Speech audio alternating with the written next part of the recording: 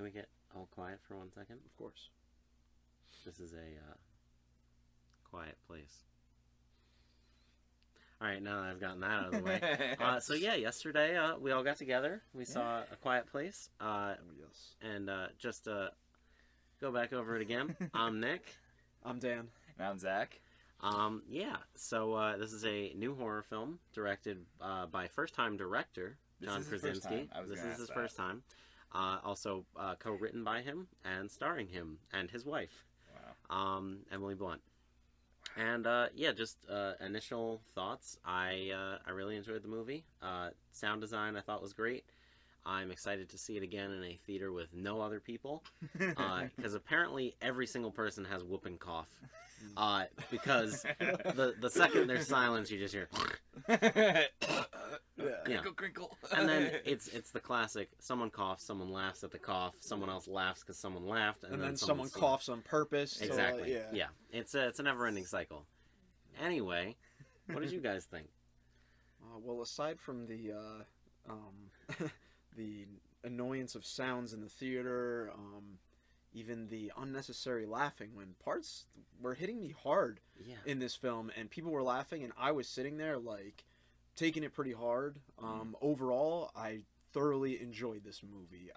I think this is the first film to take a new route in the horror direction that it went. And I think it paid off ultimately, and we'll get to that. Yeah. Zach, first thoughts about this? No, I'm very impressed with this film. I don't know what it is about like these first-time directors making these horror films with Jordan Peele and Get Out, and now this with Quiet Place and John Krasinski.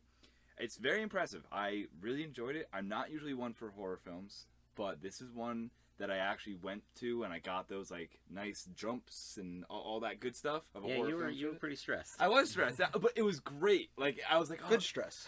But it wasn't entirely a scared stress. Like I wasn't like I didn't come home and have nightmares, which is usually what happens when I watch scary movies.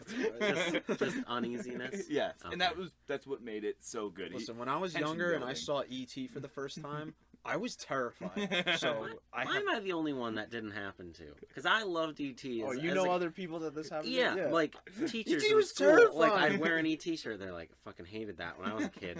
All I could think of, he was cute and I was friendly, and then in the end I cried because E.T. left, and everyone else was apparently scared because it's aliens. Welcome to Spielberg Cast Part 2. Anyway, getting us back in the right direction. I believe it kind of went with the marketing here. The whole point of the movie is be quiet. And yeah, I think that's probably the most inventive thing I've seen in a movie in a few years. Yeah. With the exception of probably the Planet of the Apes movies, it's very rare to see a movie with long spaces of silence and sign language. And a lot of the story is, for the first about half an hour, you don't get any speech. Even the sign language is kept to a minimum, and you see what's happening just based on visuals. Yep. And I love that sort of storytelling, because a lot of times, if someone has to directly explain something to me that I've already seen, it makes me mad. And maybe I'm a bad audience member, but yeah, it's, hey, that door's open. He's in that door. Yeah. I hate that stuff. This movie had none of that, where every single thing that you saw was it was very visual storytelling, because they don't have the luxury of having sound, and that sort of constraint forced it to be a very show don't tell film. Yeah. Exactly. And all those seasons on The Office really paid off for Mr. Krasinski, because his facial expressions that Jim gives in The Office. It's so funny you bring this up. I literally was just watching an episode yesterday after the film, and Dwight is in the kitchen with Jim. And Dwight says, Jim, I think you should grow a beard, because it would be like the best beard ever. He goes off something like that, and I'm just like, holy shit! Like he now has a full beard. Yeah, he saw the future. And like I'm saying that like a little jokingly, but also I totally mean that. Like his performance was phenomenal because of not relying on dialogue, but because like you saw fear. Even when they were signing, like, they did a little, like, mouth movements kind of times, but, like, you saw in their eyes the emotion of the words that they were signing. And that was I think that was true for pretty much even the kids actually did a very good job in this film as well. Very, very good child acting, which a lot of times I get annoyed with kids. If you notice, I'm a curmudgeon when it comes to movies. I hate kids. I hate fun. Basically, everyone should pass away at some point during the movie. God. But yeah, that's just where I stand. But yeah, the kids did a great job. It was the introduction of, I think, almost all of the child actors. There's 3 in the movie, and a baby, but it might have been a fake baby. Who knows? It was not American Sniper fake baby. It was not American Sniper fake baby, and it wasn't Get Eaten Mother Baby. So, True. please refer to our mother review.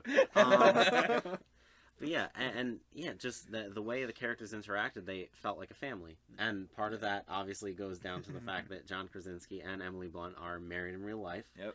But yeah, there is a realism brought to it because of that, and it doesn't hurt that the kids also fit that dynamic very well. Mm-hmm. And yeah, just it is a straightforward. It was marketed as a horror film, like fear what's in the dark, fear these things that are coming for us.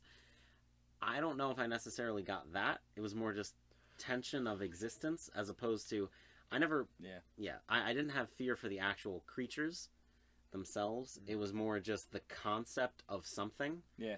And that's the only complaint I would have about the movie would probably be the amount of times that they directly show you exactly what it is attacking them. Which the creature reveal I thought happened fairly early. It was cool. They did a very good job in the Building beginning. it up, where they're, we're not going to see this thing for a long time. But then around halfway or whatever, they decide, okay, here's what it looks like. But even the very first attack we see, I almost wish it was you heard a sound, and then you... That's true, yeah. It's that visual storytelling where they didn't need to show you it. It's fine that they did. Kind of like exactly. This is where I fall on this every single time because of Psycho, because of Jaws. I don't ever want to see anything because by the time they came to the full monster reveal, almost all the tension had lost me, which is fine because we're past the climax of the movie. You see everything the way it is, and it's more understanding the characters at that point. It was a little different for me. I was still terrified. Okay. It was very minimal information in the beginning, just after the inciting incident when the sister gave the younger brother the toy and he took the batteries. I was terrified seeing that thing booking it through the woods, and I don't feel like there was enough revealed there to give away anything about the creature other than it moves quick. That was all we knew at that point. Yeah. And then the kid was gone. Yeah. And that's also like 5 minutes into the film. Yeah. And that's another thing where I feel like trailers also caused an issue for me. Yeah. Because the last trailer for this movie basically gives away what happens 5 minutes in. And that's... I'm happy about that. Because I going in, I was like, wow, it's going to be forever until this kid dies. Yeah. But no, I was going to say that before, too. I completely agree with you, because seeing that happen, you were sitting there like, oh, why is the kid taking the batteries? Like, that makes you angry. You're like, oh, no. And then they gave you the relief of the kid being gone. Like, unfortunately, I'm sorry, but yes, like... Kill the kids. I like that tension, though, of not knowing. But because in the trailer, you see that he turns it on and it starts making noise, obviously the kid's going to die. All obvious to most of us. I was reading some reviews last night where a person gave it 0 stars and said, a kid dies. The most WTF movie I've seen in years. Which he didn't see Mother. Yeah. If that's how you judge a movie, don't go to the movies. Because, at that point you lose me. But, and the other than that, I think the marketing of this was perfect. Oh, yeah. And, I didn't go in not expecting anything, and I certainly wasn't disappointed. Yeah. Even from the first trailer, the whole the concept was really all you got in the first trailer. It's like, and this is a while back when I first saw it, and it was just like, don't speak, like any sound and you're dead kind of thing. And I think the reason that resonates so much and what makes this film so good is because it's not the creature that's just out killing willy-nilly. It's if you mess up, like once you know the rule of don't make a sound, it's on you. If you talk or if you make a mistake, as there are mistakes in this film, which the only reason that people die in this film is because of a mistake. Or with the obviously you've seen in the trailer the baby birth as well, but they were planning for that so there would not be a mistake. It's on you as the person being hunted to not make a sound. And I thought that's what makes it cool, is because it's your fault if you get killed. Yeah. And that's, maybe I'm, yet again, falling into the cynical camp. I thought about this in watching, like, The Walking Dead, and also in this movie.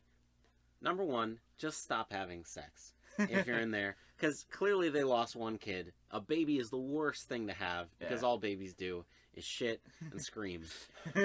Just drink some Drano or something. Get that kid gone. Go on with your life. You have 2 others. So, yeah, okay. Not the most optimistic thing to say, but this is what I'm thinking as a realist. I do appreciate that they went through with it, and I do really like how a lot of the consequences are based on, do I have what it takes to protect my kids? And I feel like a lot of the horror for me falls into that. It's less the actual fear of the creatures, but more just the responsibility. And I have to bring this up too. I mean, I was kind of talking to Zach a little bit after the movie. Not too much. I wanted to save it for here.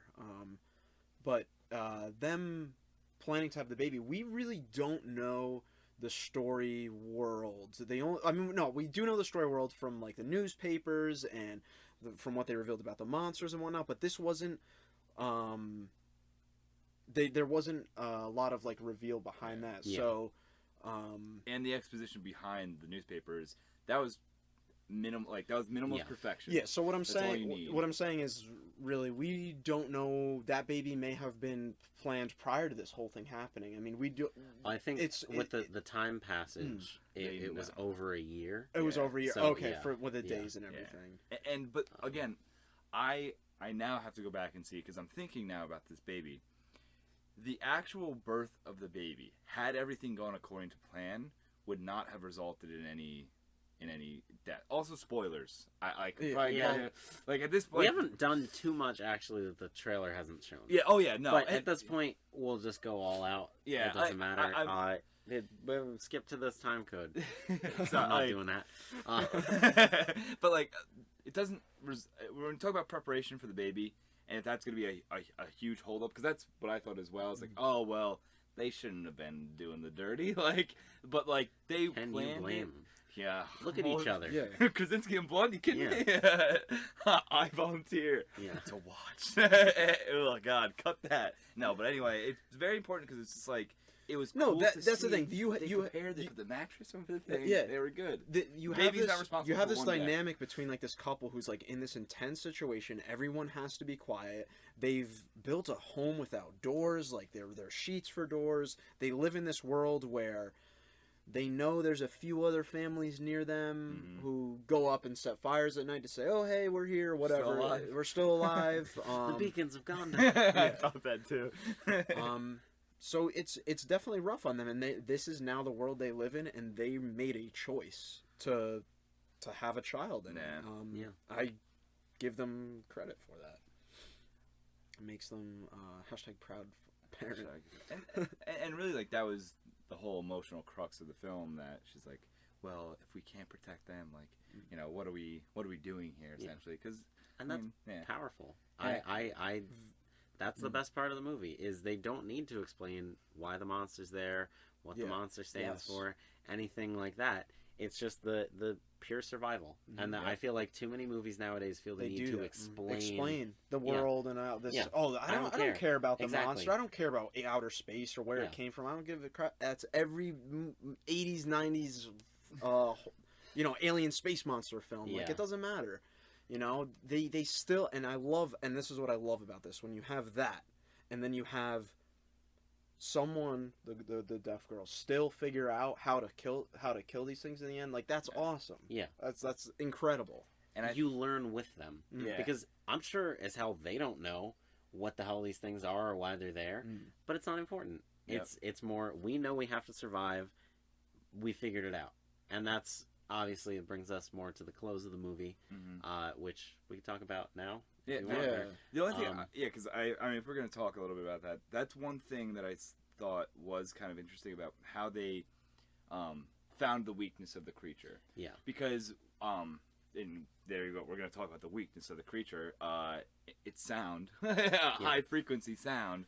But it's smart. She made a lot of dog whistles. Yeah, and everyone below them at the same it's time. Fighting fire with fire, which is a great, I mean, awesome. Great concept. I couldn't help but think of the 1999 Mars Attacks, the Tim Burton movie, where the way they kill all the aliens is by playing yodels over the radio, and then all their heads just explode. And when they first show the creature reacting, I was like, I swear to God, if his head explodes, that's all I'm going to think about the rest of this movie. And I'm happy it didn't go quite that far. Yeah. But yeah, just the reveal itself, it didn't feel tacky, and also it made a lot of sense. It wasn't, we're messing with frequencies. I just have to throw it out there right now. Creature design, fantastic. That's cool. Absolutely fantastic. Very creepy. That thing's ear terrified me more than itself. Watching that thing's ear function, I was like, okay, very nicely done. Yeah. Effects editors. It was so cool. It was just cool also to see like the skull open up, like catch all the sound and everything. Like it was, and that again, it was very cool, and like it was also, and it was like a nice progression as well, because the first time you see its weakness being exploited by the girl's cochlear implant producing this frequency is like you kind of see it irritate and twitch as soon as it hears it, and you get the creepy zoomed in shot of the ear, and it's like, oh boy, I don't want any of this, and he goes back into the corn, and like that was cool. And maybe the one thing that I liked that was the weakness. However, I know she didn't see that first one, but and this is the point of a horror film. I was like, she should know by this point. Like, that's behind her. Turn on your ear implant. She's a kid. She is. And as a kid, I know that I missed a lot of. There's one point where my grandpa's dog just walked up and pissed on my back because I was drawing on the table and I was so focused in that I didn't hear him coming. And basically, my 96-year-old great aunt just points and goes, "He peeing." Gotta love the Ukrainians, straight to the point. Anyway, it's I don't blame the kid, so I can completely understand that. And yeah, she didn't fully understand it until the end. Yeah. But at least she understood it. If the movie had ended and she was like, "Oh, I don't get it," so like that would have been disappointing. I think too this movie was probably one of the most intense films I've seen in a while. It was very intense for a horror film. It wasn't just horror all the time. It was intense build up for these significant moments that occurred. Is there any that you guys would like to share before I do? Probably probably the best one I can think of is just the amount of tranquility that you see, because the son and the father go out and they're catching fish. And you get about 10 minutes of them just going through silently. They go near a waterfall and they can finally talk and they can like communicate with each other again. And then you see a man next to a dead woman, and he's clearly given up on life, and he just decides to scream. And just in that moment is probably the most tense I felt in the whole movie, because they'd built up the tranquility, and you almost think it's like the lull of the movie, and then something intense happens again. And just seeing the pure primal fear in the child and John Krasinski's face, it's just that was he feared for him. He wanted to keep his kids safe. Exactly. I agree. That was definitely, I think, one of the most significantly intense parts of the film. Even when Emily Blunt's character was like her water broke. Oh yeah. And just kind of preparing to have this baby while these monsters are coming for her, and they can't. She knows that the kid's may come out screaming, so she had to try and give birth in silence, which ultimately she was able to do due to the events of the fireworks and the gunshots and everything. But that was very and yet again just clever design. Of course they'd have some contingency to lure them in another way, and just the fact that she even got upstairs using the egg timer. Smart. Everything about it made sense. It was smart. It's a very well thought out movie. I've never been more angry at a nail. Well, that's another thing. Like a hammered nail in my entire life. That's the way I wanted to feel about the kid in the beginning. Where you see all the setup. If I didn't know the kid was gonna die, it would have been 1,000 times more tense for me. But I knew it was gonna happen, so it was less, oh my god, he's in danger, and more, I know this is gonna happen, so get to it. The fact that they show the nail like 3 times, and you know she's gonna Home Alone it. And like I just waiting for the moment, and then it finally happens, and the tension goes up to 11. You can always say in these moments of the films, you could always be like, oh well, you know, I hoped that when she realized it was stuck, or if that you hope that she realized it was stuck and then it wasn't just caught on, you know, whatever something. I've ripped shirts, ripped off headphones because I'm like, well, I'm caught on something. I should just yank at it. So I, yet again, completely relate to her. Yeah. Because in that situation, I'd be like, I'm just trying to move the laundry. Like, I don't care. Yeah. And yeah, I don't look where I'm going. Yeah, and So- I will say, I also really I liked that nail part because I had a visceral reaction. I was angry, Yes. and that's I could how see I it. want to feel. Yeah, I was like, what are you doing? Or whatever. Stop. Stop. Just stop.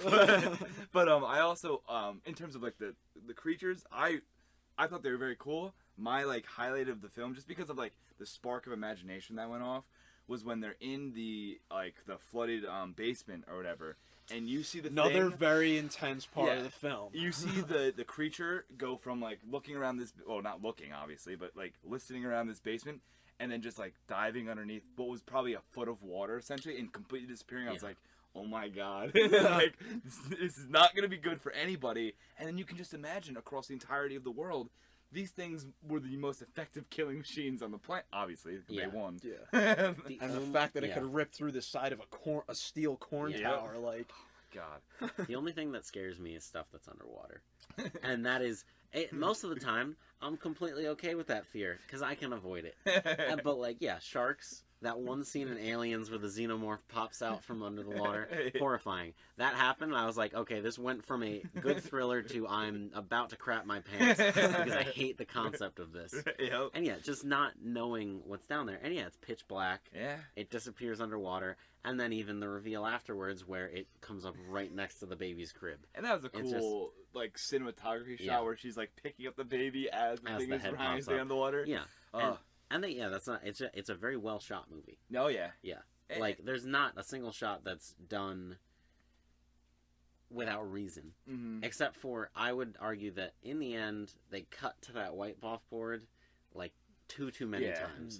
And because there's not I enough got information to warrant that. Yeah. That was the other Because thing. if he had a full list, that'd be Yeah. fine. But it's just What's the weakness? yeah, weaknesses, and basically he lists sound, medical supplies, armor question mark. But they cut back to it too many Yeah. times. Like, I'm maybe not every audience member got it, but I saw it in the beginning, and I was like, okay, they're probably gonna go back to this because obviously he's working on the weaknesses. Yeah. But then they have to show the girl looking at it, then the girl looking at the implants, then looking back at the board, Yeah. then looking at the monster, very true. then very back true. to the board. I- I felt like that was the only part where they went a little bit too far. They were But that's for it was just more. I feel like it was audiences just that wouldn't notice. added build Yeah. up in that sense. Yeah. But I do agree it was shown rather frequently.